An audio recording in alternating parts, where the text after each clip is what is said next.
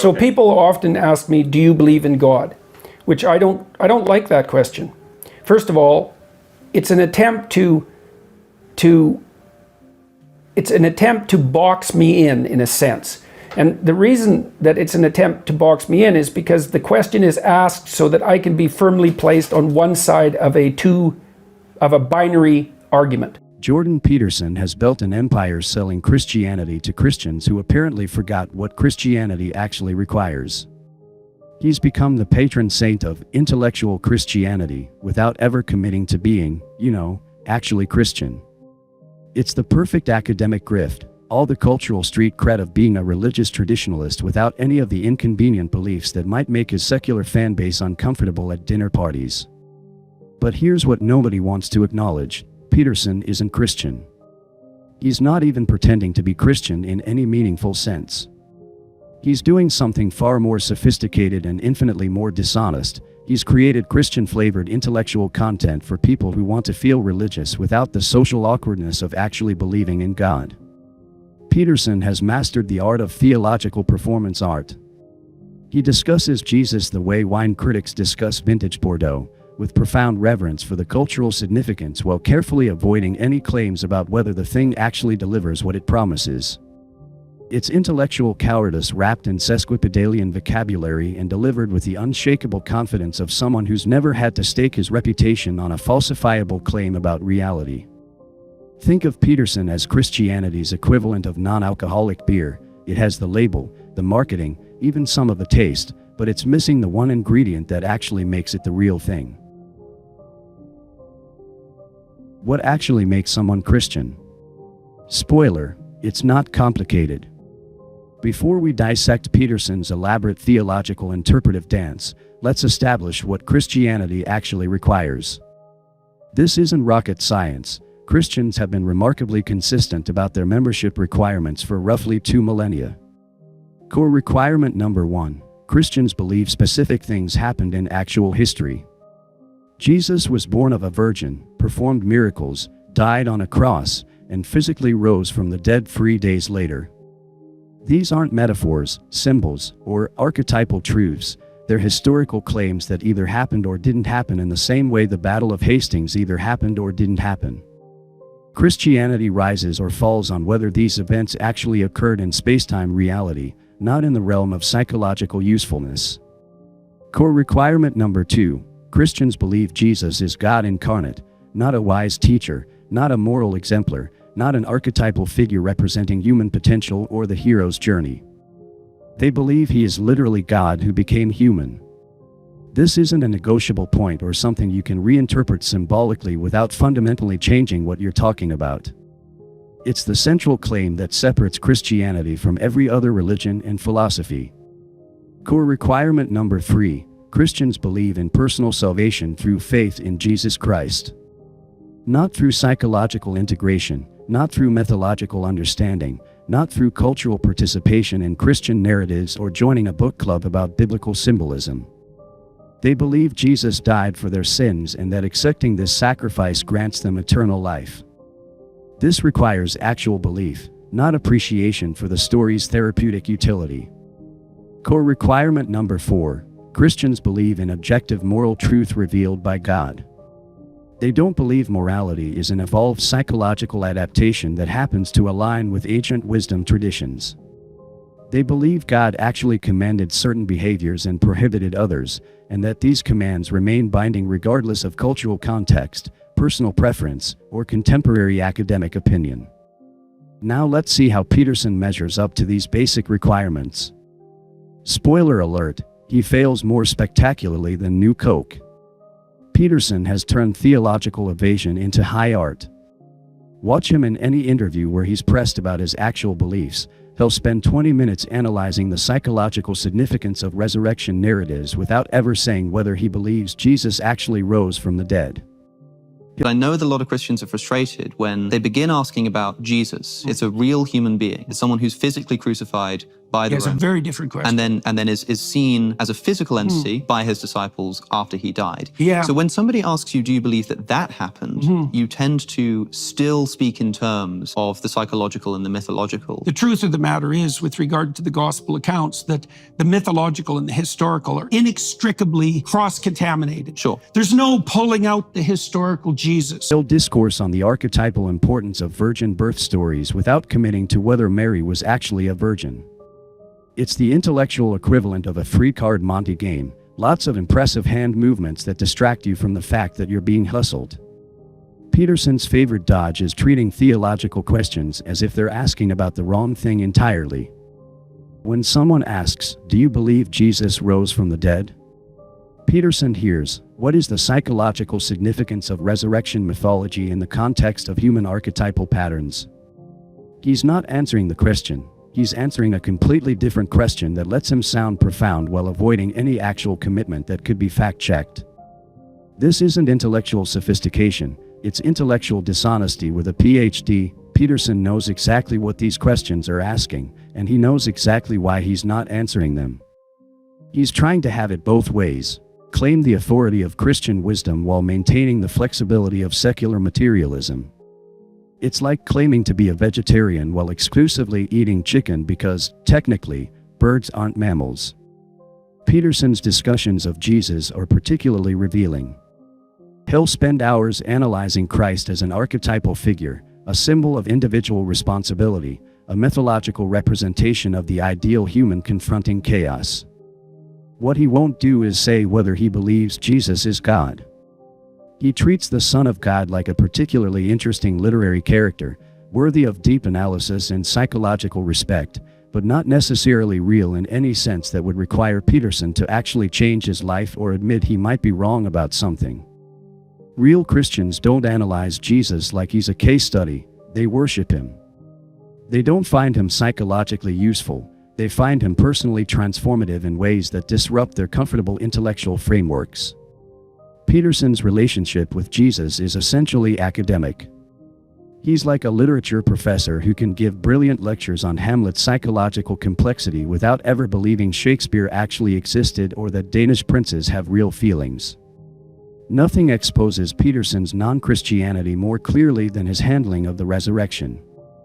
A lot of people interpret Paul, for example, as saying that if Jesus did not literally rise from the dead, Christianity is undermined. If I went back in time with a Panasonic video camera and put that camera in front of the tomb of Joseph of Arimathea, would the little LCD screen show a man walk out of that tomb? I would suspect yes. Which means that when somebody says, do you believe that Jesus rose from the dead? It doesn't seem clear to me why you're not able to just say, it would seem to me yes. Because I have no idea what that means, and neither did the people who saw it. This is the central claim of Christianity. Paul explicitly says that if Christ didn't rise from the dead, Christians are to be pitted above all people because their faith is worthless. It's not optional. It's not symbolic. It's not archetypal. It's the entire foundation of the religion, and you can't build Christianity on anything else any more than you can build a house on anything other than a foundation. Is his resurrection real? Well, his spirit lives on. That's certainly the case. Well, is that an answer to the question? Did his body resurrect? I don't know. Peterson's response to direct questions about the resurrection is a masterclass in academic evasion. He'll discuss the psychological reality of resurrection experiences, the transformative power of resurrection narratives, the archetypal significance of death and rebirth stories across cultures. He'll analyze everything except whether he believes Jesus Christ actually, physically, historically rose from the dead on a specific Sunday morning in first-century Palestine. This is where Peterson's game becomes most obvious. He's not stupid. He knows that saying, yes, I believe Jesus physically rose from the dead, would damage his credibility with secular audiences who'd suddenly realize he believes in miracles. And he knows that saying, no, I don't believe it actually happened, would expose him as a fraud to Christian audiences who'd realize he's been selling them intellectual snake oil. So he's chosen option 3, never answer the question, but make the non-answer so complex that people think they've learned something. The most telling moment was when Peterson was directly asked about the resurrection and responded with something like, "I act as if it's true." That's not belief, that's performance. Christians don't act as if Jesus rose from the dead, they believe he rose from the dead. Peterson is essentially admitting he's playing a role rather than holding a conviction. It's like saying, "I act as if gravity exists," when someone asks if you believe in physics. The qualifier reveals everything.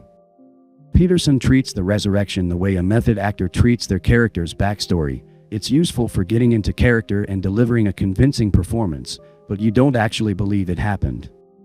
He's found a way to be Christianish without any of the intellectual costs of actually being Christian. It's Christianity as cosplay rather than Christianity as conversion. Here's a simple test for actual Christianity that cuts through all the academic nonsense. Do you pray? Not meditate, not reflect, not engage in contemplative practices or mindfulness exercises. Pray. Do you talk to God as if he's actually there, actually listening, and actually capable of responding in ways that might surprise you? I think if the prayer is proper, is you're saying, there's part of me that needs to go. There's part of me that I need to let go. There's part of me that needs to die, and it has to be given up to something higher. What part of it is of me has to go?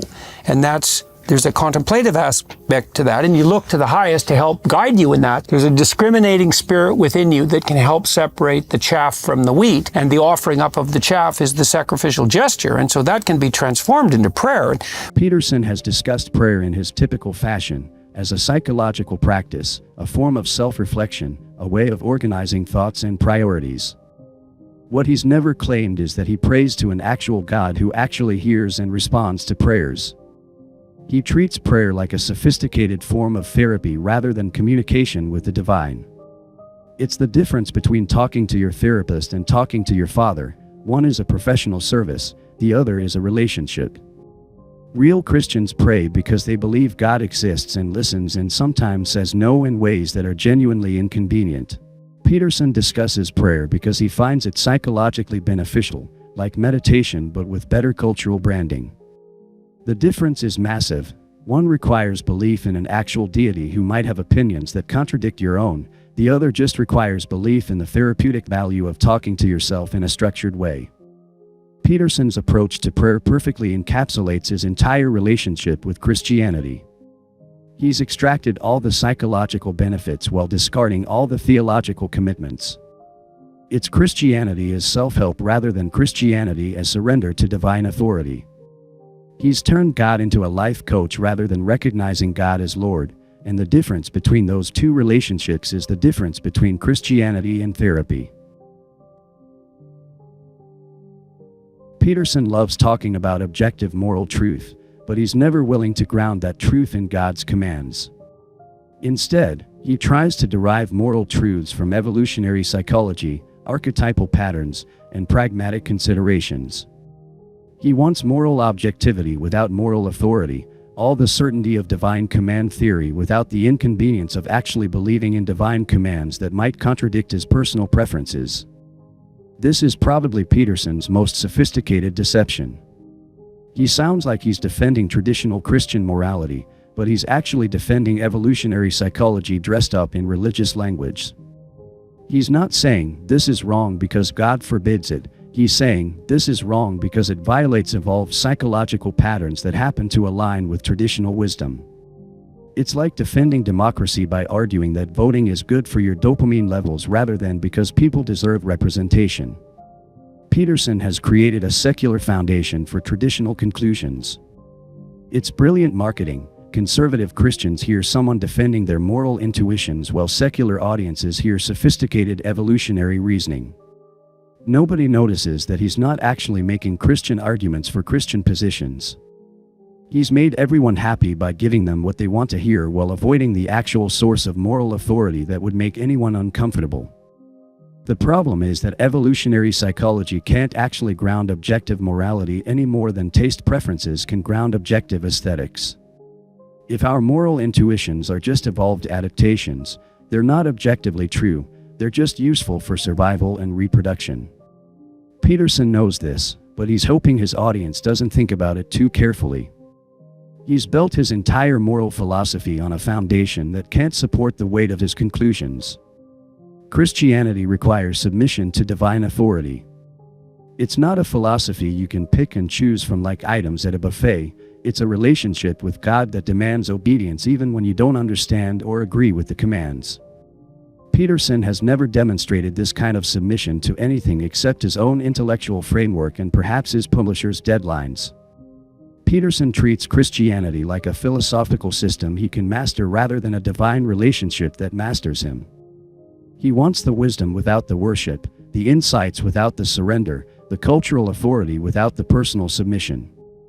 Real Christians struggle with obedience, but they don't question the fundamental authority. Peterson questions everything while submitting to nothing except his own analytical framework. He's turned Christianity into an intellectual puzzle he can solve rather than a divine relationship that might require him to change his mind about things he's already decided. Peterson's genius is that he's built separate audiences who hear completely different messages in the same words. Conservative Christians hear someone defending traditional values and religious wisdom. Secular intellectuals hear sophisticated psychological analysis of religious phenomena. Neither group fully grasps that Peterson is playing to both sides without actually committing to either, like a politician who somehow convinces both pro-choice and pro-life voters that he's really on their side. Peterson has mastered the art of strategic ambiguity. He says just enough Christian-sounding things to maintain credibility with religious audiences while never saying anything that would alienate secular supporters. It's the perfect grift. Everyone thinks he's basically on their side while nobody realizes he's not actually on any side at all. He's like a theological Switzerland, maintaining profitable neutrality while everyone else fights the actual battles.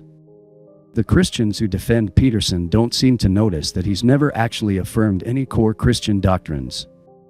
The atheists who criticize him don't seem to realize that he's not actually claiming anything they could definitively refute.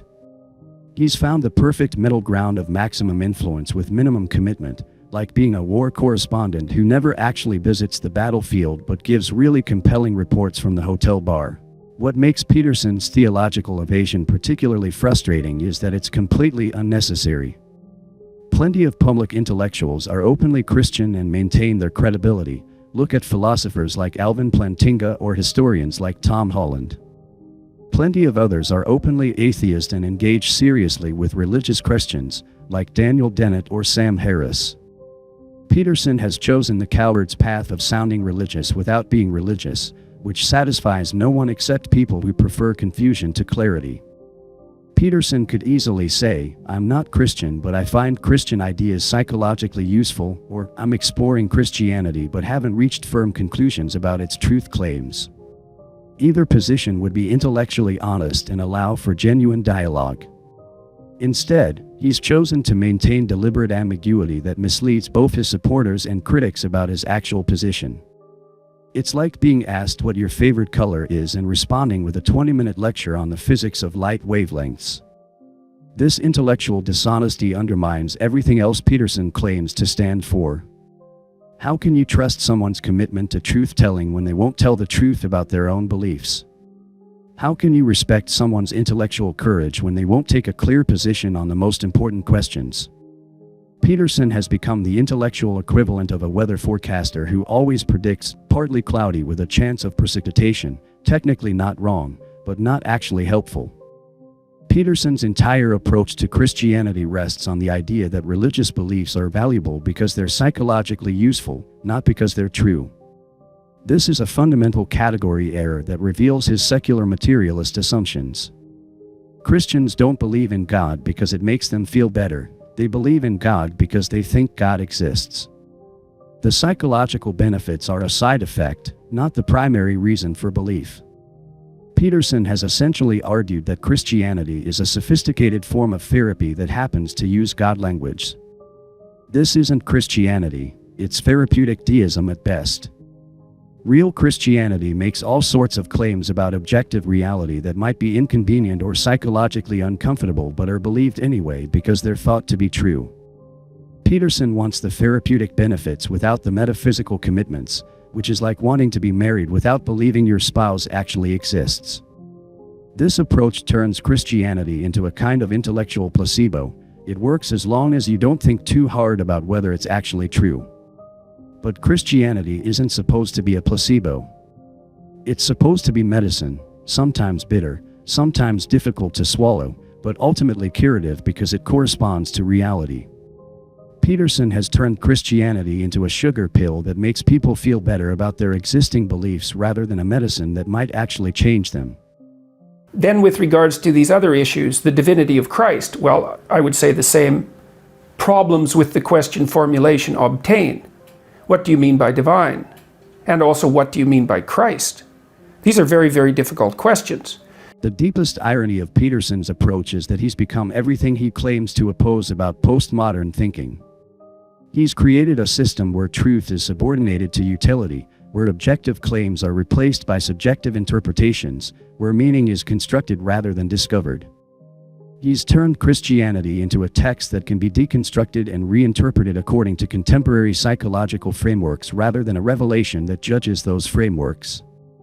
Peterson criticizes postmodernists for their relativism while simultaneously treating Christian truth claims as relative to their psychological usefulness.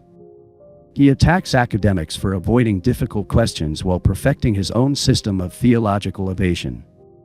He's become the postmodern Christian, someone who wants the benefits of religious truth without the inconvenience of actually believing in religious truth.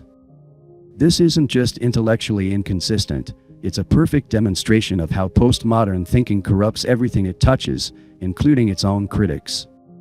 Peterson set out to defend traditional wisdom against postmodern deconstruction and ended up deconstructing Christianity more thoroughly than any postmodern critic ever could. He's turned the faith into a psychological construct rather than a divine revelation, which is exactly what postmodernists would do if they were trying to neutralize Christianity's claims about objective truth. Jordan Peterson isn't Christian, and he's not pretending to be Christian. He's doing something much more sophisticated and infinitely more dishonest. He's created a Christian-adjacent intellectual product that allows him to benefit from Christian cultural authority without accepting Christian theological commitments. It's the perfect postmodern move, all the signifiers of belief without any of the substance that would make those signifiers meaningful. Peterson has figured out how to monetize religious nostalgia without actually being religious. He's tapped into the market of people who want to feel Christian without actually believing Christian things, like people who want to feel sophisticated by shopping at Whole Foods without actually caring about organic farming. His audience gets to enjoy the psychological benefits of religious thinking without any of the intellectual costs of religious commitment. The tragedy is that Peterson actually could make valuable contributions to discussions about religion and psychology. His insights about the psychological utility of religious narratives are often genuinely interesting. But he's chosen to package these insights in a way that systematically misleads people about his actual beliefs and commitments. He's become an intellectual drug dealer, selling people a substance that feels like Christianity but lacks the active ingredient that makes Christianity what it is. Peterson's theological evasion represents everything wrong with contemporary intellectual discourse. Instead of clear positions that can be evaluated and debated, we get strategic ambiguity designed to maximize audience while minimizing accountability. Instead of honest engagement with difficult questions, we get sophisticated word games that sound profound while saying nothing definitive. It's intellectual performance art masquerading as serious thought. The real victims here are the Christians who've been convinced that Peterson is somehow defending their faith. He's not defending Christianity. He's performing a secularized version of Christianity that strips away everything that makes it actually Christian. He's given them a philosophical system that feels familiar while being fundamentally alien to their actual beliefs. It's like convincing vegetarians that chicken is actually a vegetable because it's white meat. Peterson has become the perfect representative of our post-truth age, someone who can sound authoritative about everything while being committed to nothing. He's mastered the art of seeming to take positions without actually taking positions, of appearing to make claims without making claims that could be proven wrong. He's discovered that audiences will mistake complexity for depth, evasion for sophistication, and performance for authenticity. In the end, Peterson's greatest achievement isn't his insights about psychology or his defense of traditional values. It's his demonstration that you can build an entire career on intellectual cowardice as long as you dress it up in enough syllables and deliver it with sufficient confidence. He's proven that modern audiences prefer comfortable ambiguity to uncomfortable clarity, sophisticated evasion to simple honesty. The question isn't whether Peterson is Christian. He's obviously not, and anyone who's been paying attention knows it. The question is why so many people are willing to pretend otherwise. And the answer might be that Peterson gives them permission to be Christianish without the inconvenience of actually being Christian. He's created a safe space for people who want religious meaning without religious commitment, traditional wisdom without traditional belief, and spiritual authority without spiritual submission. It's the perfect religion for people who don't actually want religion, all the psychological benefits with none of the theological costs. Peterson hasn't just failed to be Christian. He's created a sophisticated system for avoiding Christianity while appearing to embrace it. And that might be the most unchristian thing of all.